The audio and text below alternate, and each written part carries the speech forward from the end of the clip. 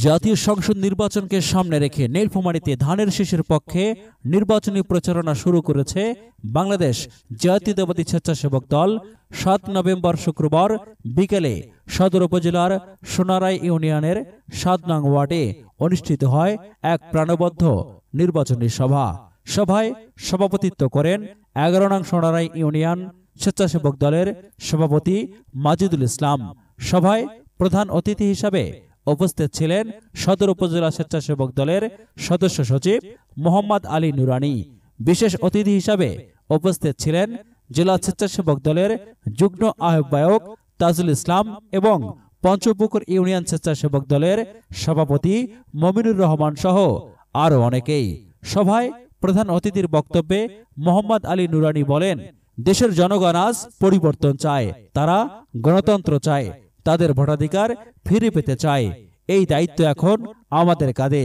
আগামীর রাষ্ট্রনায়ক তারেক রহমানের আহ্বানে সবাইকে ধানের শীষের পক্ষে ঐক্যবদ্ধভাবে মাঠে থাকতে হবে। আগামী নির্বাচন হবে গণমানুষের মুক্তির লড়াই। তাই প্রত্যেক কর্মীকে ঘরে ঘরে গিয়ে ধানের শীষের পক্ষে কাজ করতে হবে। তিনি আরো বলেন, বিএনপি জনগণের দল, জনগণের কল্যাণে আমরা রাজনীতি করি। নীলফামারী থেকে শুরু করে সারা দেশে স্বেচ্ছাসেবক দলের কর্মীরা ভোটারদের পাশে থাকবে, এটাই আমাদের অঙ্গীকার। সভায় বক্তারা আরো বলেন, ধানের শীষের প্রার্থী এএসএম সাইফুল্লাহ রুবেল একজন সৎ, শিক্ষিত ও জনপ্রিয় নেতা।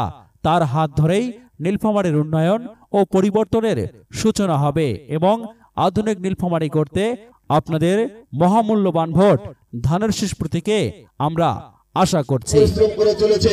আমি আপনাদের কাছে হাত জোর করে অনুরোধ করছি, আসেন, আপনারা এই দল সেই দলের কথা শোনার কোনো দরকার নাই। আপনারা নীলফামারীর উন্নয়ন অংশীদারিত্ব গ্রহণ করেন। প্রচারণা সভায় বিপুল সংখ্যক নারী পুরুষের উপস্থিতিতে ধানের শীষের পক্ষে ব্যাপক উৎসাহ উদ্দীপনা লক্ষ্য করা যায়।